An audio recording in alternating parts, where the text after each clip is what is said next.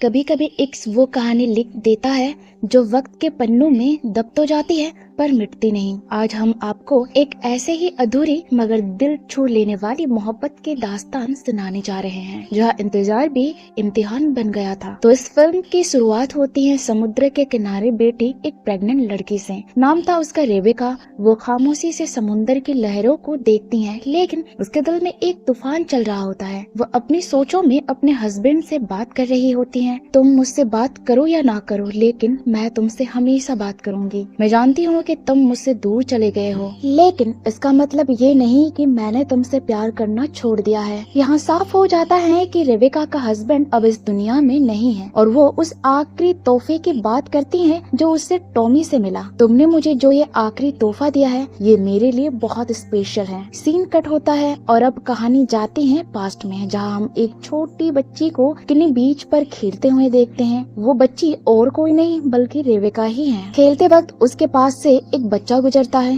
दोनों की नजरें मिलती हैं, एक मासूम से मुस्कान और दिलों में अजीब सा अट्रैक्शन। अगले दिन वही बच्चा रेबेका के पास आता है, अपना नाम टॉमी बताता है और दोस्ती की शुरुआत हो जाती है। अब दोनों साथ में वक्त बिताने लगे थे, हंसी मजाक बातें और वो मासूम सी दोस्ती। एक दिन खेलते खेलते उन्हें एक स्नेल मिलता है। दोनों उसे उठाकर घर ले आते हैं और बहुत खुश होते हैं। टॉमी कहता है कल हम इसे वापस बीच पर छोड़ आएंगे, लेकिन रेबेका उदासी से कहती है मैं कल नहीं आ पाऊंगी, मैं जापान वापस जा रही हूँ। टॉमी का दिल टूट जाता है, लेकिन वो रेबेका को कॉल करता है और कहता है कल पोर्ट पर मेरा इंतजार करना, मैं तुम्हारे लिए कुछ लेकर आऊंगा। अगले दिन रेबेका घंटों इंतजार करती है पर टॉमी नहीं आता। आखिरकार बिना मिले ही रेबेका सफर पर निकल जाती है। उसके बाद 12 साल बीत जाते हैं। रेबेका वापस उसी टाउन में लौटती है सिर्फ टॉमी से मिलने के लिए। वो टॉमी के घर जाती है पर पता चलता है कि टॉमी अब यहाँ नहीं रहता। उसकी माँ उससे पहचान तक नहीं पाती। रेबेका अपने ग्रैंडपा का नाम लेकर उन्हें याद दिलाती है और तब जाकर उसे टॉमी का नया एड्रेस मिलता है। वो दौड़ी दौड़ी टॉमी के नए घर पहुँचती है, लेकिन वहाँ एक लड़की को देखकर उसका दिल चूर चूर हो जाता है। उसे लगता था कि जैसे उसने 12 साल टॉमी का इंतजार किया वैसे ही टॉमी ने भी उसका किया होगा, पर अब जैसे सारी उम्मीदें टूट जाती हैं। इसी बीच टॉमी रेबेका को देखकर पहचान जाता है, वह अब भी वही बचपन वाली रेबेका है। दोनों बात करने लगते हैं, पुराने लम्हों को याद करते हैं और बातों में इतने खो जाते हैं कि पास में बैठी टॉमी की दोस्त को भी भूल जाते हैं। वो गुस्से से उठकर चली जाती है और टॉमी उससे रोकता भी नहीं। इससे साफ हो जाता है टॉमी की जिंदगी में अब भी अगर कोई सबसे खास है तो वह रेबेका ही है। बातों से पता चलता है कि रेबेका अब सॉफ्टवेयर इंजीनियर बन चुकी हैं और पढ़ाई पूरी करके अब यहीं शिफ्ट हो गई हैं। वही टॉमी बन गया है एक बायोलॉजिस्ट। अब दोनों की मुलाकातें लगातार होने लगी थी।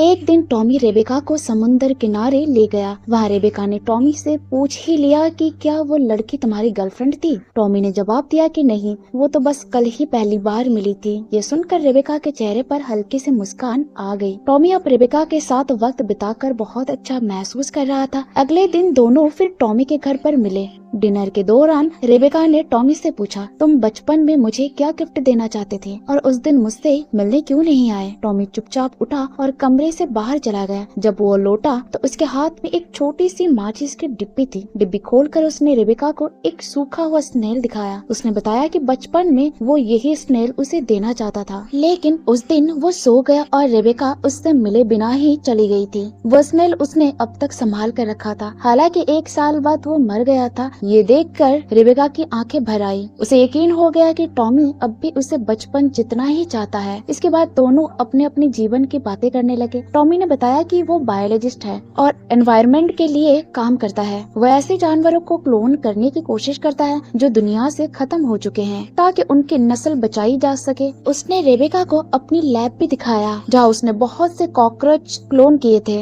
रेबेका उसके काम से बेहद प्रभावित हुई। टॉमी ने कहा कि वो इंसानों तक का क्लोन बना सकता है। ये सुनकर रेबेका थोड़ी चौंक गई। टॉमी ने उसे अपने एनवायरनमेंट ग्रुप का हिस्सा बनने का ऑफर दिया जो उसे अच्छा लगा। अगले दिन दोनों उसका हिस्सा बनने के लिए साथ निकले। रास्ते में एक बेहद खूबसूरत टाउन से गुजरते हुए रेबेका ने कहा कि वो थोड़ी देर रुकना चाहती है। टॉमी ने गाड़ी रोक दी। रेबेका खुशी से बाहर निकलकर दौड़ने लगी, लेकिन तभी अचानक पीछे से एक कार की आवाज आई। जब वो मुड़ी तो देखा टॉमी जो उसके पीछे आ रहा था उसे एक गाड़ी ने टक्कर मार दी थी। टॉमी की वहीं पर मौत हो गई। रेबेका की आंखों के सामने 12 साल का इंतजार, उसका प्यार, सब कुछ एक पल में ही खत्म हो गया। वो पूरी तरह टूट चुकी थी। उसे लगने लगा कि वो इस हादसे से कभी उभर नहीं पाएगी। वो गहरे दुख में डूबती चली गई। लेकिन एक दिन टॉमी की पुरानी चीजें देखते हुए उसके दिमाग में एक ख्याल आया। वो सीधा टॉमी के पेरेंट्स के पास गई और कहा, अगर आप चाहे तो टॉमी दोबारा इस दुनिया में आ सकता है। टॉमी की माँ को लगा कि रेबेका सदमे में पागल हो गई है, लेकिन रेबेका पागल नहीं थी। वो टॉमी का क्लोन बनाने की बात कर रही थी। इसके लिए उसे टॉमी की बॉडी से कुछ टिश्यूज और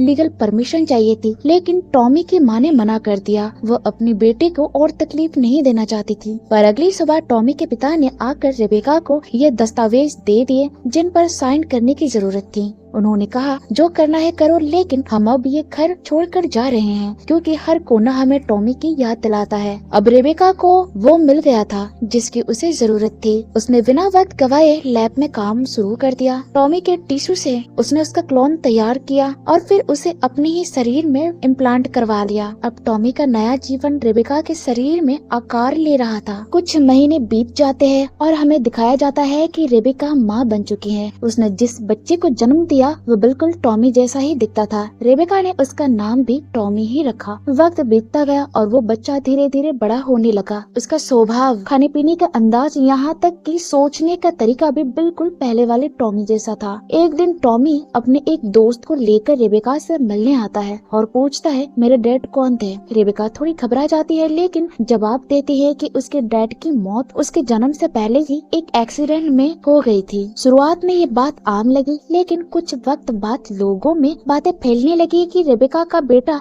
एक आम इंसान नहीं बल्कि एक क्लोन है। धीरे धीरे लोग उससे दूरी बनाने लगे। बच्चों ने उसके साथ खेलना छोड़ दिया, यहाँ तक कि एक दिन जब रेबेका ने टॉमी की दोस्त को घर बुलाया तो उसने कह दिया, मैं क्लोन के साथ नहीं खेलूंगी। अगले दिन कुछ पेरेंट्स स्कूल पहुँचे और प्रिंसिपल से शिकायत की कि वे नहीं चाहते हैं कि उनका बच्चा किसी क्लोन के साथ पढ़े। रेबेका का दिल टूट गया। टॉमी की बर्थडे पार्टी पर कोई नहीं आया और रेबेका की आंखों से आंसू बाहर निकले। अब रेबेका को समझ आ गया था कि अगर उसने ये टाउन नहीं छोड़ा तो लोग टॉमी को उसकी हकीकत बता देंगे। वो टॉमी को लेकर एक सुनसान जगह चली जाती हैं जहाँ सिर्फ उनका घर था। वही उसने टॉमी को अकेले बड़ा किया। सालों गुजर जाते हैं। अब टॉमी जवान हो चुका है और हूबहू अपने डैड जैसा दिखता है। एक दिन वो अपने ही एक दोस्त को घर लाता है। रेबेका को वो लड़की देखकर जलन होने लगती है क्योंकि उसने कभी टॉमी को अपना बेटा नहीं माना था। वो हमेशा उसे टॉमी के क्लोन के रूप में ही देखती रही। लड़की कुछ दिन उनके साथ रहती है, लेकिन उसे महसूस होता है कि टॉमी और रेबेका के रिश्ते में कुछ अजीब है। उसे लगने लगता है कि ये रिश्ता माँ बेटे का नहीं कुछ और ही है, इसलिए वो चुपचाप वहाँ से चली जाती हैं। अगले दिन रेबेका से मिलने असली टॉमी की माँ आती है। वो रेबेका से बात कर ही रही होती है कि तभी सामने क्लोन टॉमी आता है। उस दौरान औरत के लिए ये नजारा हैरान करने वाला था। वो बिना कुछ कहे वहाँ से चली जाती है। टॉमी को अब बहुत गुस्सा आने लगा था। उसे अपने असली माता पिता के बारे में कुछ नहीं पता और रेबेका हर बात उसे छिपा रही थी। धीरे धीरे उसका गुस्सा